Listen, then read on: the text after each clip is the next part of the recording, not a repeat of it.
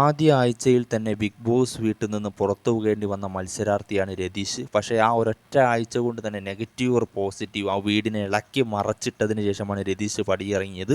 പക്ഷേ ഓവറായ പ്രകടനം രതീഷിന് വിനയായി. ആ രതീഷ് വീണ്ടും ബിഗ് ബോസ് വീട്ടിലേക്ക് തിരിച്ചു വരികയാണ്. 50 ദിവസങ്ങൾക്കിപ്പുറം അവിടെ ജിൻഡോ എന്നൊരു മഹാരഥം ഉയർന്നു നിൽക്കുന്നുണ്ട്. പക്ഷേ അവിടെ ബാക്കിയുള്ളവരെല്ലാം ജിൻഡോയെ താഴ്ത്തി കെട്ടി ജിൻഡോയെ ഒറ്റപ്പെടുത്തുമ്പോഴാണ് ജിൻഡോയ്ക്കുമായി സപ്പോർട്ടുമായി ഇപ്പോൾ രതീഷ് കയറാൻ പോകുന്നത്. കാരണം നിങ്ങൾക്ക് ഓർമ്മയുണ്ടോ എന്നറിയില്ല, ആദ്യ ആഴ്ചയിൽ ഇരുവരും ജയിലിൽ പോയി ഇറങ്ങാൻ നേരത്തെ പറഞ്ഞത് ഇനി ഞങ്ങൾ ഒരുമിച്ച് കളിക്കാൻ പോവുകയാണ് എന്നാണ്. അപ്പോഴാണ് രതീഷ് പുറത്തു പോയത്. ആ രതീഷാണ് 50 ദിവസങ്ങൾക്കപ്പുറം ജിൻഡോയെ സപ്പോർട്ട് ചെയ്യാൻ അങ്ങോട്ട് പോകുന്നത്.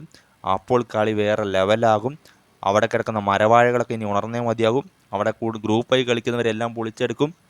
കളി വേറെ ലെവൽ ഇൻട്രസ്റ്റിംഗിൽ കൊണ്ടുപോകാൻ സാധിക്കുമെന്നാണ് തോന്നുന്നത്.